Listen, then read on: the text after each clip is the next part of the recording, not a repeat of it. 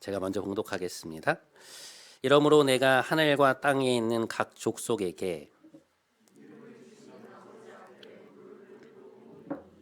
그의 영광의 풍성함을 따라 그의 성령으로 말미암아 너희 속 사람을 능력으로 강건하게 하시오며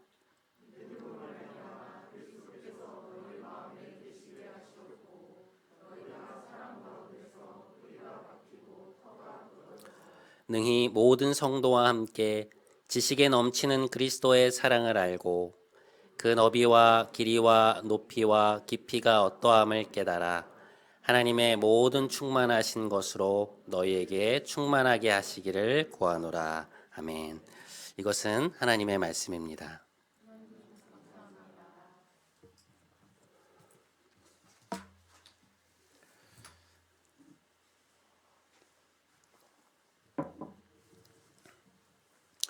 여러분들 토마스 아퀴나스라는 이름을 들어보신 적이 있으시죠?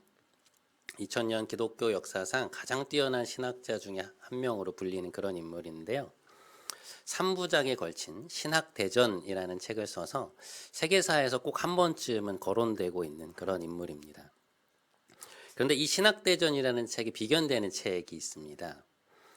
20세기 독일의 신학자였던 칼 바르트가 쓴 교회 교의학이라고 하는 책인데요. Church Dogmatics라고 불리는 이 책은 기독교 교리들에 대해서 아주 체계적으로 정리해 놓은 거의 수천 페이지에 달하는 어떤 시리즈의 책들입니다. 근데 이 칼바르트라고 하는 분이 이 교회 교의학이라는 책에서 인간의 자유에 대해서 논의를 하다가 그 마무리를 뭐라고 짓냐면 동료 인간을 위한 자유라는 파트로 마무리를 지어요. 그러니까 인간에게는 하나님이 주신 본래적 자유가 있는데 하나님의 그 은혜로운 선택을 받아들일 수 있는 자유, 의지적으로 응답할 수 있는 자유, 기도할 수 있는 자유, 이런 자유들을 언급하다가 그가 뭐라고 하냐면 인간이 하나님의 형상대로 살아간다면, 인간이 하나님이 창조하신 그 결대로 살아간다면 그 자유가 마지막으로 향하는 곳이 있는데 그곳이 어디냐?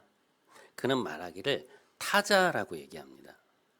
그러니까 내 옆에 있는 동료들, 성도들, 다른 사람을 향해서 이 자유가 열리게 되어 있다는 거예요.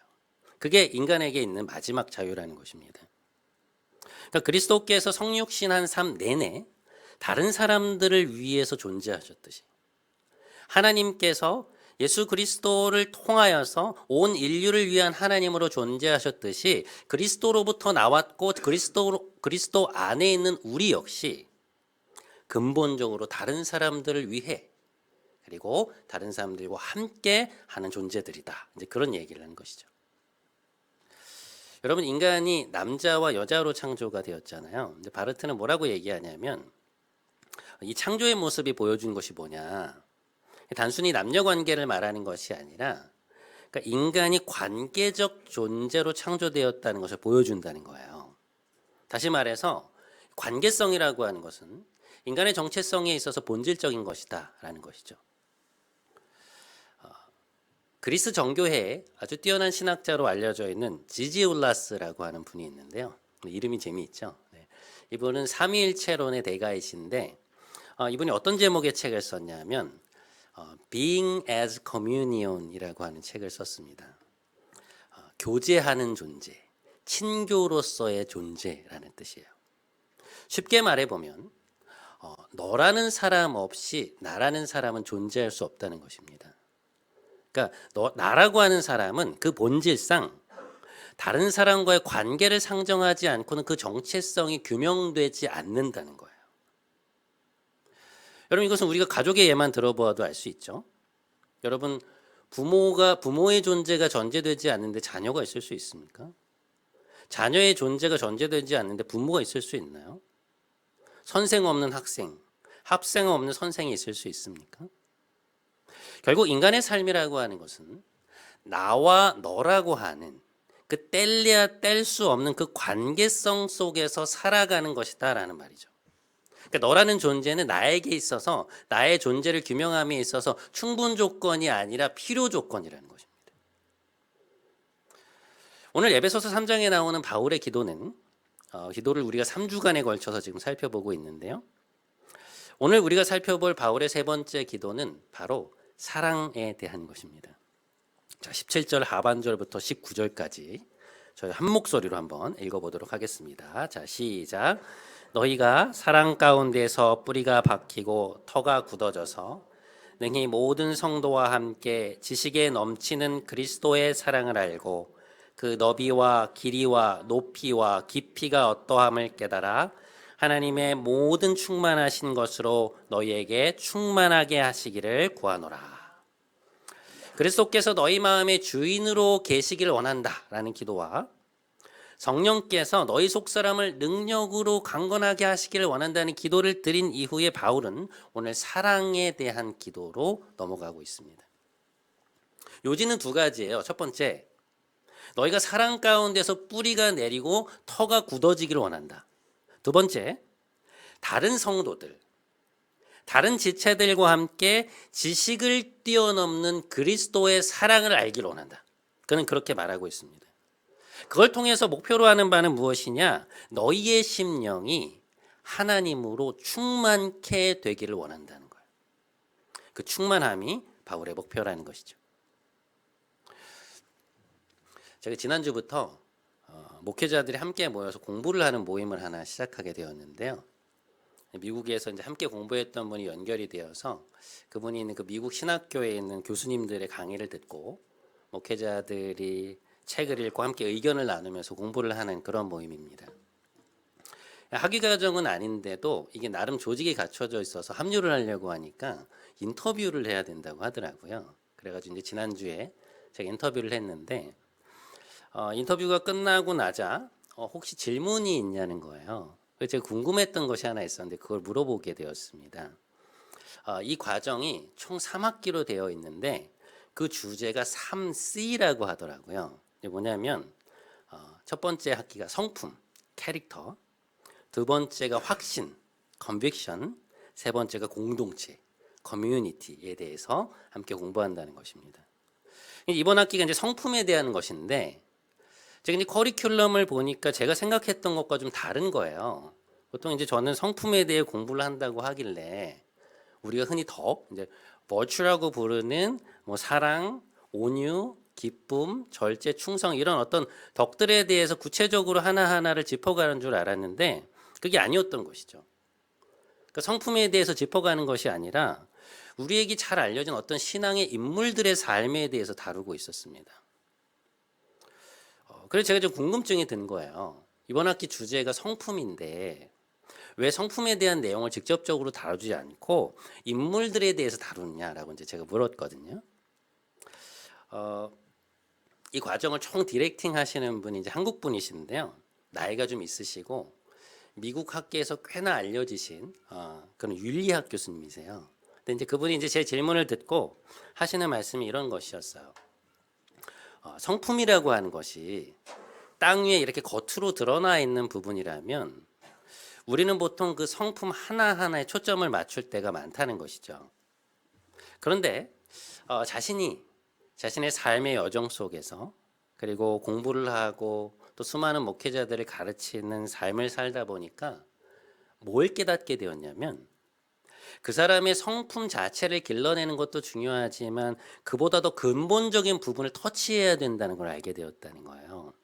그게 뭐냐? 그 성품을 피워내는 식물이 뿌리를 받고 있는 토양이 어디인가가 더 중요하더라는 것입니다.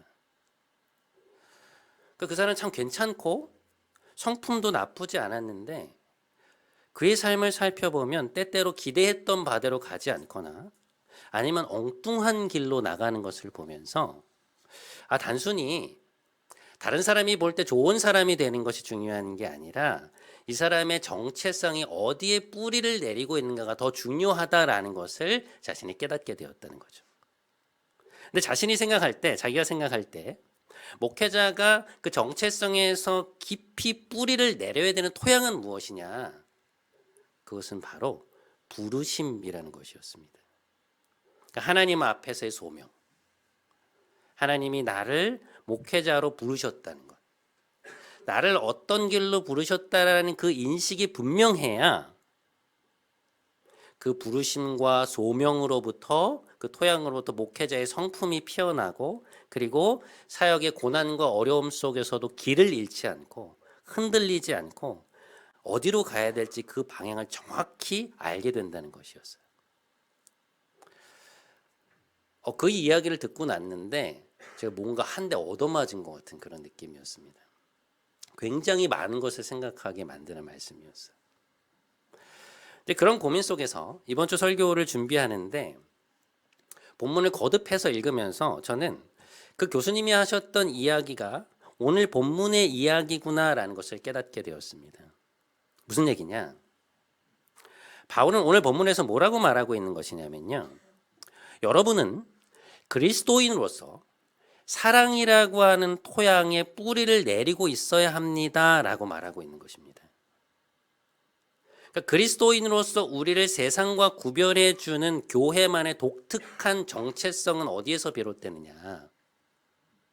우리가 하나님의 자녀로서 그리스도인으로서 부름받은 그 근본적인 부르심의 자리는 어디냐? 그것은 바로 사랑의 자리라는 것입니다.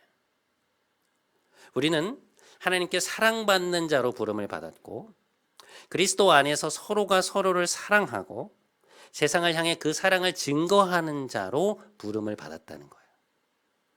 성공이라는 토양, 성취라는 토양, 자아실현이라는 토양이 아니라 사랑이라는 토양에 뿌리를 내리고 있어야만 우리는 우리를 끊임없이 흔들려고 하는 이 거대한 세상 속에서 그리스도인답게, 그리스도인다운 삶을 살아갈 수 있다는 것이죠. 이번 주에 요한복음 17장을 묵상할 기회가 있었는데요. 요한복음 17장은 예수님이 잡혀가시기 전날 제자들을 앞에 놓고 하나님 앞에 드린 그런 기도입니다. 대제사장적 기도라고 알려져 있는 기도문이에요. 근데 제가 이번에 요한복음 17장을 읽으면서 굉장히 인상이 깊었던 것이 뭐였냐면 예수님의 이 정체성의 뿌리가 어디 있는지를 확인하는 그러한 시간이었습니다. 예수님은 그러니까 이 땅에 인간의 몸을 입고 오신 예수님은 어디에 자신의 정체성의 뿌리를 두고 계셨는가? 무엇이 예수님의 정체성을 구성하는 근본적인 요소였는가? 요한복음 17장은 그것을 우리에게 잘 보여주고 있는데요. 대표적인 구절 4개를 여러분과 좀 함께 나누어 보려고 합니다. 색깔로 강조된 부분을 여러분 유의해서 보시면서 눈으로 한번 따라와 보시죠. 아버지께서 내 안에, 내가 아버지 안에 있는 것 같이 그들도 다 하나가 되어 우리 안에 있게 하사 세상으로 아버지께서 나를 보내신 것을 믿게 하옵소서. 23절, 내가 그들 안에 있고 아버지께서 내 안에 계시어 그들로 하나가 되게 하려 함은 아버지께서 나를 보내신 것과 또 나를 사랑하심 같이 그들도 사랑하신 것을 세상으로 알게 하려 함입니다. 아버지께서 창세전부터 나를 사랑하심으로 내게 주신 나의 영광을 그들로 보게 하시기를 원하옵나이다. 의로우신 아버지, 내가 아버지의 이름을 그들에게 알게 하였고 또 알게 하리니 이는 나를 사랑하신 사랑이 그들 안에 있고 나도 그들 안에 있게 하려 함이니이다. 여러분, 이 요한복음 17장에 나오는 기도들 속에서 예수님이 반복해서 말씀하고 계시는 것이 무엇입니까? 아버지께서 당신을 사랑하셨다는 것이죠. 아버지께서 나를 사랑하신 것과 같이 창세전부터 나를 사랑하심으로 아버지께서 내 안에 내가 아버지 안에 예수님의 기도마다 빠지지 않고 반복되고 있는 이 말들은 주님 스스로 자신이 성부 하나님의 깊은 사랑을 받고 있으며 창세 전부터 아버지와의 깊은 그 사랑의 연합 속에 자신의 정체성의 뿌리를 두고 있다는 것을 우리에게 보여주고 있습니다. 그러니까 아버지께 사랑받고 있다는 것, 아버지와 연합되어 있다는 것이 예수님의 정체성을 구성하는 뿌리인 거예요.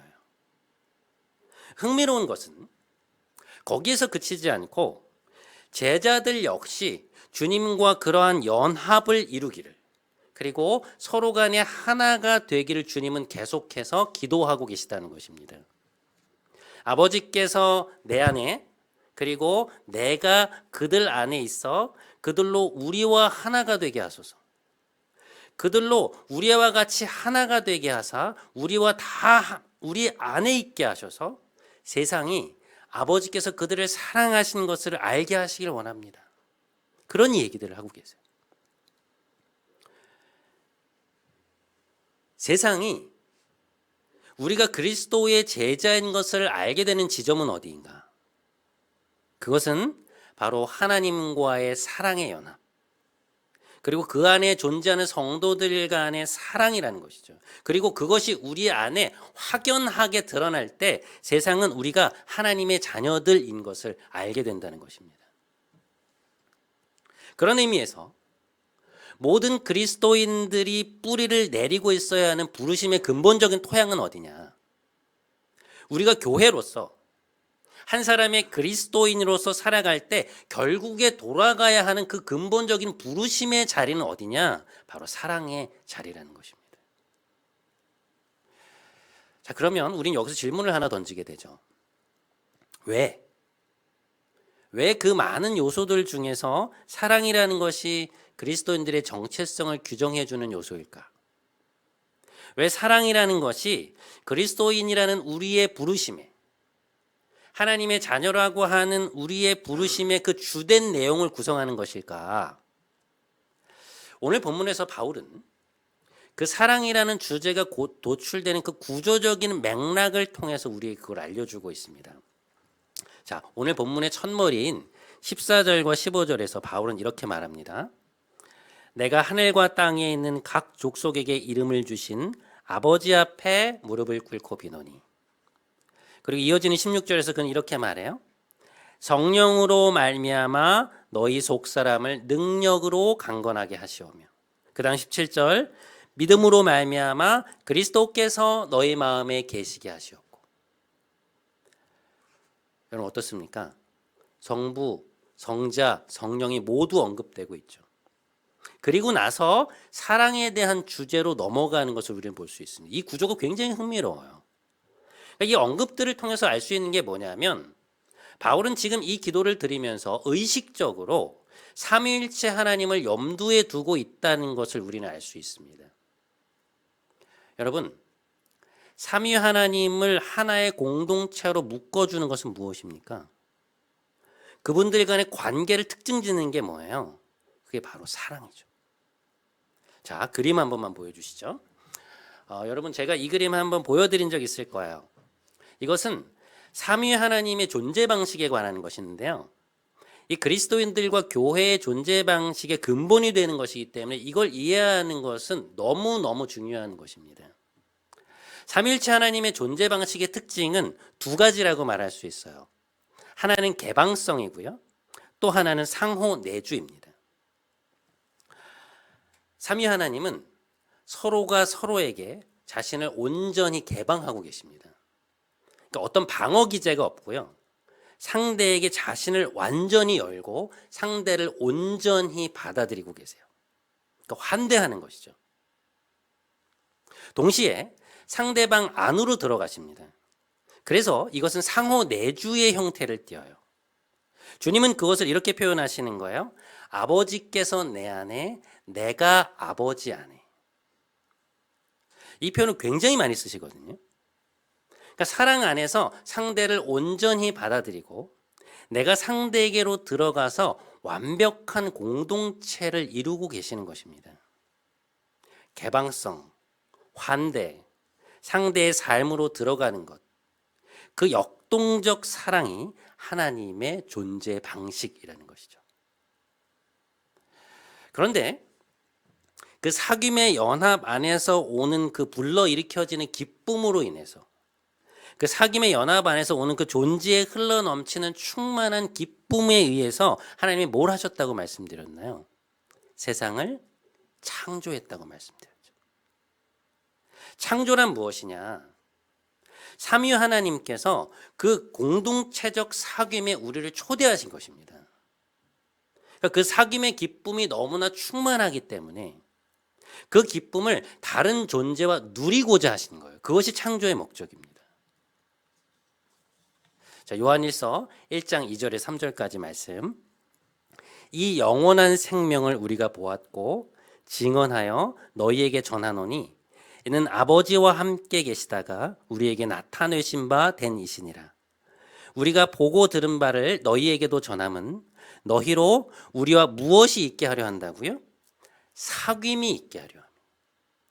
우리의 사귐은 어떤 것이냐? 아버지와 그의 아들 예수 그리스도와 더불어 누립니다 라고 말하고 있어요. 자, 이 말을 하고 나서 사도 요한은 다음과 같은 말을 덧붙입니다. 우리가 이것을 쓰면 우리의 기쁨이 충만하게 하려 합니다. 굉장히 의미심장하죠. 사귐의 목적은 무엇이냐? 기쁨이라는 거예요. 사도 요한은 그것을 아는 것입니다. 그러니까 하나님과의 사귐에서 오는 기쁨, 성도와의 사귐에서 오는 기쁨을 그는 아는 거예요. 그리고 그 사랑의 연합 속에서 경험하게 되는 그 충만함을 그는 내적으로 경험하고 있었다는 것입니다. 그래서 사도 요한은 요한일서에서 반복적으로 뭐라고 말하냐면 사랑하는 자들아 우리가 서로 사랑하자라고 말해요. 우리가 서로 사랑하지 않으면 그 사귐의 충만함 속에 계신 삼위일체 하나님을 알 수 없고 또한 하나님의 그 충만하심을 경험할 수 없다고 말하는 것입니다. 자, 여러분 이 충만함이라고 하는 단어를 여러분 머릿속에 남겨두시고 오늘 본문으로 다시 한번 돌아가 볼게요. 자, 오늘 본문 18절과 19절을 다시 한번 읽겠습니다. 자, 시작. 능히 모든 성도와 함께 지식에 넘치는 그리스도의 사랑을 알고 그 너비와 길이와 높이와 깊이가 어떠함을 깨달아 하나님의 모든 충만하신 것으로 너희에게 충만하게 하시기를 구하노라. 여기 보시면 에베소서 3장의 기도에서 바울의 최종적인 목표는 무엇이죠? 에베소 교인들의 충만함이죠. 하나님의 그 충만하신 그 기쁨으로, 그 사랑으로, 그 견고함으로 너희가 충만케 되기를 원한다는 것입니다. 여러분, 우리도 하나님 믿으면서 충만하기를 원하잖아요. 냉랭하게 예수 믿고 싶은 사람이 있습니까? 그런데 우리가 어떻게 성경이 말하는 그 충만함에 이를 수 있느냐? 우리가 어떻게 하나님의 그 충만하심이 나에게 채워지는 것을 경험할 수 있느냐? 바울에 따르면 그것은 그리스도의 사랑의 깊이를 깨달을 때 가능한데 거기에 전제 조건이 하나가 있다는 거예요. 그게 무엇이냐? 자, 화면 다시 한 번만 보여주세요. 자, 여러분 보세요. 우리가 그리스도의 사랑을 알고 그것을 깨달을 때 충만하게 될 수 있다고 사도 바울은 말하는데 그 앞에 무슨 말이 덧붙여져 있습니까? 누구와 함께? 모든 성도와 함께. 내 옆에 있는 이 지체와 더불어서 우리가 사랑의 연합을 이루어 나갈 때 다른 성도들과 함께 사랑의 공동체를 이루어 나갈 때 우리는 머리로만 알고 있던 그리스도의 사랑을 더 많이 알게 되고 그 사랑의 너비와 길이와 높이와 깊이를 깨닫게 될 것이라고 바울은 말하고 있어요.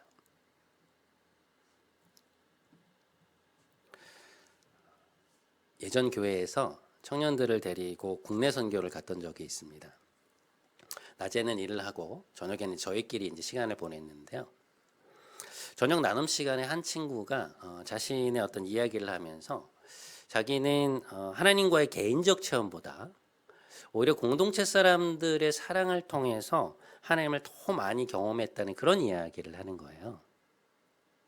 그 얘기를 들으면서 제가 무슨 생각을 했냐면 이 친구가 뭔가 순서가 뒤바뀌어 있구나 그런 우려를 살짝 했었거든요.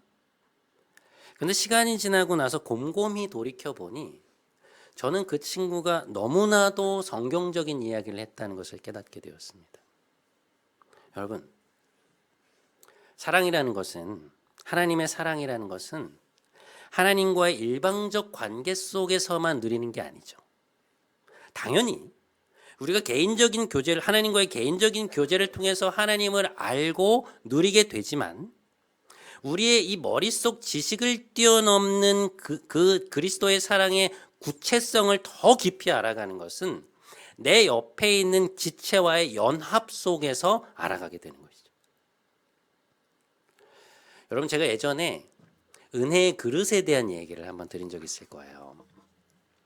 하나님께서 우리에게 은혜를 부어주신다고 할 때 내 그릇이 이 정도밖에 되지 않는다면 하나님이 아무리 많은 은혜를 부어주셔도 우리가 이 정도밖에 받을 수 없는 거 아닙니까?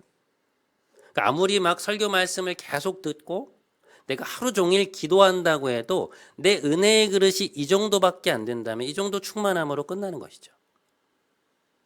그런데 그 은혜의 그릇이 우리의 삶에서 어떻게 커져나갈 수 있느냐? 그것은 나 자신, 내 가족, 내 자녀의 문제를 넘어서 우리가 내 옆에 있는 사람, 내 옆에 있는 다른 이들의 삶에 관심을 갖고 그들을 위해 기도하기 시작할 때, 그들을 사랑하기 시작할 때 비로소 넓어지기 시작한다는 것입니다. 오늘 에베소서의 말씀은 그것과 일맥상통하는 거예요. 여러분, 제가 아무리 목회자라고 해도 어떻게 모든 걸 다 경험할 수 있겠습니까? 여러분은 저와 직업군이 다르고 일하는 분야가 다르고 살아오신 삶의 경험이 다른데 제가 어떻게 그걸 다 경험해보고 그 깊이를 따라갈 수 있겠어요? 그건 불가능하죠. 그럼에도 불구하고 제가 여러분 앞에 설교자로 설 수 있는 이유는 무엇입니까? 기도 안에서 그리스도의 사랑의 너비와 길이와 높이와 깊이를 깨닫고 있기 때문이죠. 여러분, 우리가 상대방을 사랑하는 마음으로 그 사람을 위해서 계속해서 기도를 하잖아요. 그럼 어느 순간 그 사람의 일이 남의 일이 아니고요, 나의 일이 되기 시작합니다. 그 성도의 건강의 문제가 나의 문제가 되고, 그 지체의 재정의 문제가 나의 문제가 되고, 결혼의 문제, 취업의 문제, 입학의 문제, 자녀의 문제, 가정의 문제가 다 저의 문제가 되는 거예요. 그 문제를 놓고 하나님 앞에 막 나아가서 기도의 씨름을 하다가 그 성도가 기도 응답을 받게 되잖아요. 너무 기뻐요. 그러니까 사랑 안에서 그 문제가 저의 문제였기 때문에 저는 그 상황을 간접적으로 체험하게 되는 것입니다. 그러니까 다른 사람의 경험이지만 사실 그 경험은, 그 기도 응답의 경험은 저의 하나님 체험이 되는 거예요. 여러분, 저는요, 입학과 취업의 기쁨을 얼마나 많이 누렸는지 모릅니다. 저 수십 번을 취업했어요. 저는 건강에서 회복도 되어 보았고요. 보이지 않던 길이 막다른 곳에서 기적적으로 열리는 것을 경험했고요. 회복될 수 없는 관계가 회복된 것을 경험했어요. 승진도 여러 번 해보았고요. 돌파구를 찾지 못했던 사업이 확장되어 가는 것을, 하나님의 은혜로 놀랍게 확장되어 가는 것을 경험해 보기도 했습니다. 제 옆에 있었던 이들을 사랑함으로 저 자신을 열고 그들의 삶에 기꺼이 들어감으로 저는 그리스도의 사랑이 그 모든 이들을 수용할 수 있을 만큼 얼마나 있을 정도로 얼마나 넓으며 또 얼마나 길으며 깊고 얼마나 높은지를 알게 되었어요. 그 경험들이 저를 얼마나 충만하게 만들었는지 모릅니다. 그러니까 제가 여지껏 목회자로 살고 있는 것은 그 경험들 때문일 거예요. 그래서 올해 제가 간절히 바라는 기도 제목이 하나 있습니다. 여러분들 모두가, 우리 성도들 모두가 공동체에 헌신하게 되는 거예요. 교회 일에 헌신하는 것이 아니고요, 서로가 서로에 대해서 헌신하게 되는 것입니다. 소그룹 안에서 서로가 서로를 알아가고 서로를 위해 기도하고 그 사람의 일이, 그 가정의 일이 나의 일이 되어가므로 우리 안에 깊은 사랑의 연합이 일어나기를 간절히 기도하고 있어요. 올해는 우리 공동체에 장년 소그룹이 생겨나면 좋겠어요. 저희가 아직 장년 소그룹이 없거든요.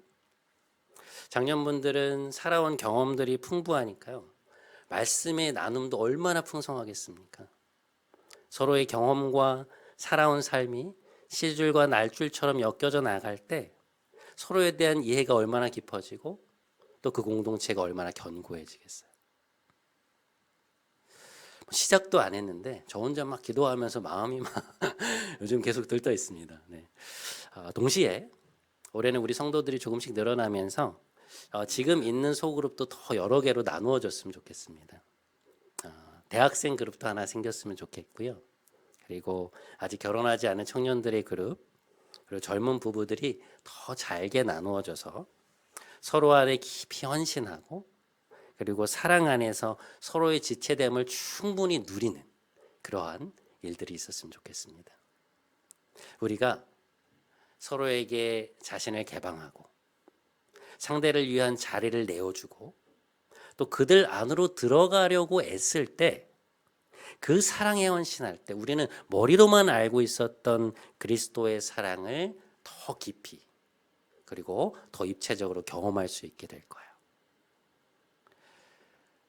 부디 올 한해 내 옆에 있는 이 성도들과 함께 지식을 뛰어넘는 그리스도의 사랑을 알게 되고 그분의 사랑의 너비와 길이와 깊이와 높이가 어떠함을 깨달아서 진정한 교회됨의 기쁨을 충만히 누리시는 우리 여러분 모두 되시기를 주님의 이름으로 축복합니다. 오늘은 이 찬양 했으면 좋겠습니다. 하늘의 문을 여소서라는 찬양인데요. 원제가 임재라는 찬양이에요. 여러분 우리가 그리스도 안에서 참된 교회가 되기 위해서는 참된 공동체를 이루기 위해서는 하나님의 임재 하나님이 임하시지 않고는 불가능합니다. 우리 그러한 교회 그런 사람들 되게 해달라고 함께 좀 찬양했으면 좋겠습니다. 우리 조명 좀 꺼주세요.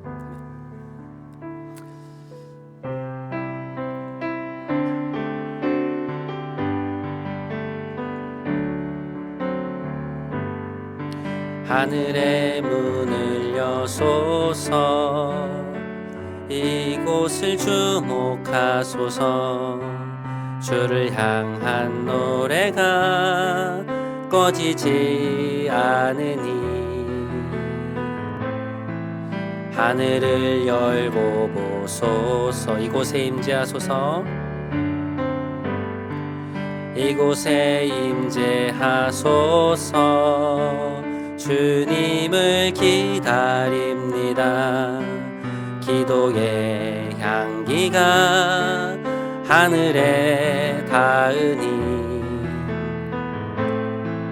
주여 임재하여 주소서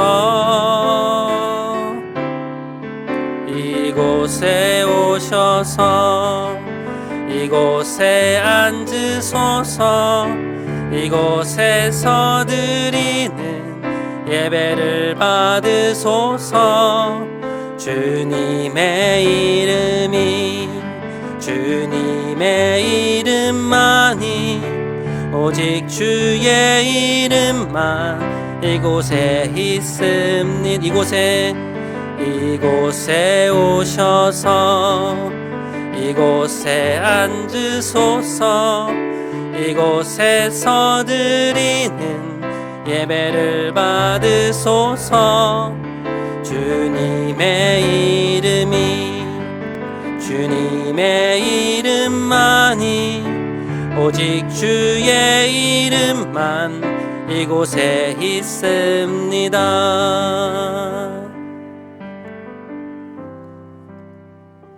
사랑하는 여러분, 우리의 부르심은 사랑으로의 부르심입니다.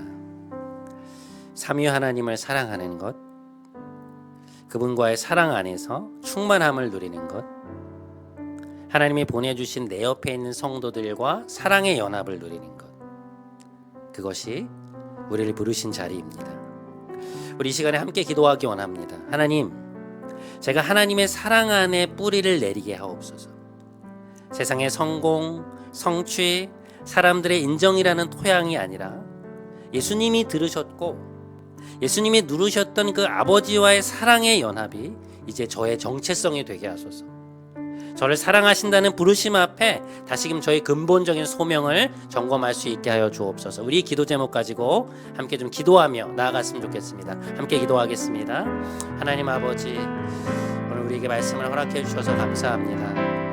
하나님 우리를 부르시는 부르심은 사랑으로의 부르심이라는 것을 하나님 우리가 깨닫게 됩니다. 다른 것이 아니라 성공이라는 토양이 아니라 성취라는 토양이 아니라 하나님 사람들의 인정이라는 토양이 아니라 다른 어떤 것의 토양이 아니라 사랑이라는 토양에 깊이 뿌리를 내리고 있어야만 우리가 그리스도인답게 정말 하나님의 자녀답게 살아갈 수 있는 것을 고백합니다. 하나님 우리와 함께하여 주시옵소서. 주님께서 들으시고 주님께서 정체성의 뿌리로 삼으셨던 하나님과의 진정한 연합이 우리를 사랑하신다고 하는 그 사랑의 음성이 우리에게 들려질 수 있도록 주님 은혜를 베풀어 주시고 인도하여 주시옵소서. 주님 은혜를 더하소서. 사랑하는 여러분, 하나님은 우리를 함께 부르셨습니다. 하나님은 하늘에 계신 우리의 아버지이십니다. 우리가 서로 간의 사랑 안에서 온전한 사귐을 누릴 때 비로소 우리는 그리스도의 사랑을 더 깊이 알게 되고 하나님의 충만하심으로 충만케 될 것입니다. 우리 한 번만 더 함께 기도하기 원합니다. 주님, 우리 공동체가 올해 서로에게 헌신할 수 있게 해주십시오. 서로를 향해 우리 자신을 열게 하시고 내 옆에 있는 지체들을 우리 안에 받아들이게 하시고 동시에 그들 안에 들어감으로 지식을 뛰어넘는 그리스도의 사랑을 알게 하여 주옵소서. 우리 이 기도 제목 가지고 한 번만 더 함께 기도하도록 하겠습니다. 함께 기도하겠습니다. 하나님 아버지, 하늘에 계신 우리 아버지께서 우리와 함께 하여 주시기를 바랍니다. 올 한해 우리 공동체가 서로가 서로에 대해서 헌신하는 일들이 있게 되기를 원합니다. 공동체 안으로 깊이 들어와서 아버지 앞에 헌신하는 일들이 있게 되기를 원합니다. 아버지 우리와 함께 하여 주시옵소서. 아버지 우리와 함께 하여 주시옵소서. 우리에게 은혜를 베풀어 주십시오. 우리가 올해 서로가 서로에게 헌신할 수 있게 하여 주옵소서. 상대방을 마음을 열고 받아들이게 하시고 열게 하시고 우리가 다른 사람 안으로 들어갈 수 있는 그런 놀라운 공동체를 경험할 수 있게 하여 주시고 하나님 그것을 통하여서 그리스도의 사랑, 지식에 뛰어넘는 그리스도의 사랑을 우리가 알 수 있도록 주님 은혜를 베풀어 주시옵소서. 우리는 연약합니다. 그러나 성령께서 함께 하시면 할 수 있습니다. 우리는 연약합니다. 그러나 하나님이 우리와 함께 하시면 할 수 있습니다. 하나님 우리가 공동체 안에서 진정한 교회됨을 누릴 수 있도록 아버지 은혜를 베풀어 주시고 우리와 함께하여 주시옵소서. 주님 우리에게 은혜를 베풀어 주시옵소서. 오 주님 우리와 함께하여 주시옵소서. 주님 도와주옵소서. 주님 우리에게 은혜를 더하여 주시옵소서. 결단하는 시간 되게 하소서.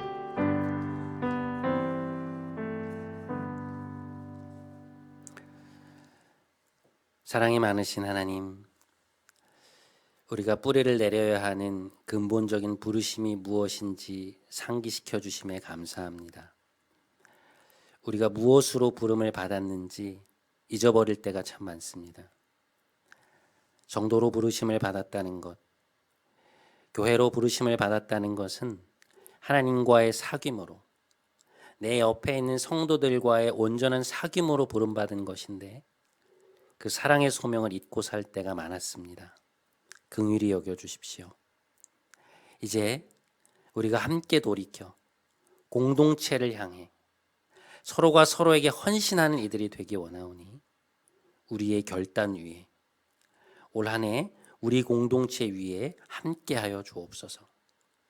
새로운 동역자들을 보내어 주시고 우리가 그들을 환대하며 아름다운 숲을 이루어가게 하옵소서.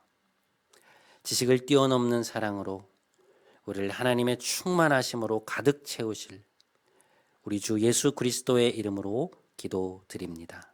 아멘. 다 함께 우리 자리에서 일어나셔서 우리 파송의 찬양하심으로 오늘 예배를 마치도록 하겠습니다. 우리에겐 소원이 하나 있네.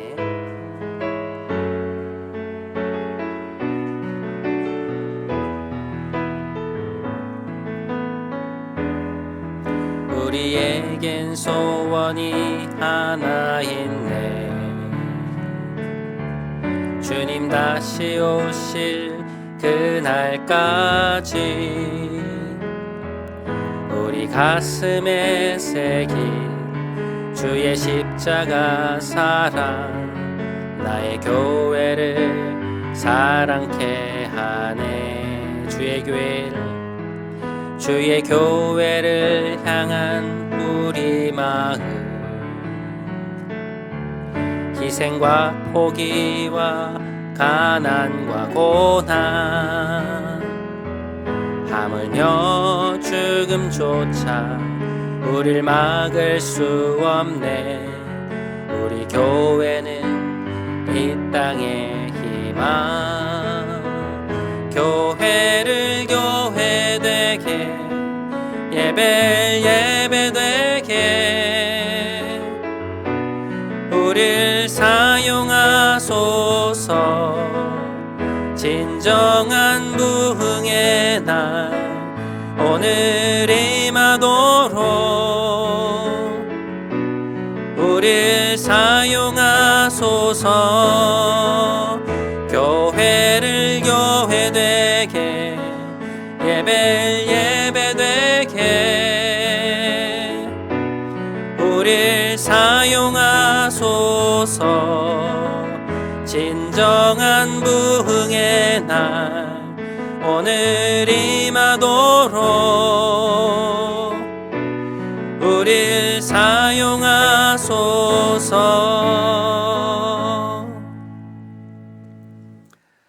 이제는 우리 구주 예수 그리스도의 크신 은혜와 하나님 아버지의 놀라우신 사랑과 보혜사 성령님의 하나 되게 하심이 내 옆에 있는 이들과 함께 지식에 넘치는 그리스도의 사랑을 알고 그 사랑의 너비와 길이와 높이와 깊이가 어떠함을 깨달아 하나님의 모든 충만하심으로 충만케 되기를 간절히 구하며 나아가는 사랑하는 우리 성도들 머리 위에 애들의 가정, 일터, 진로, 그리고 이들이 구하며 나아가는 모든 기도 제목 위에 또한 이들이 사랑으로 만들어 나갈 더불어숲 은혜교회 위에 이제부터 영원토록 함께 하시기를 간절히 축원하옵나이다.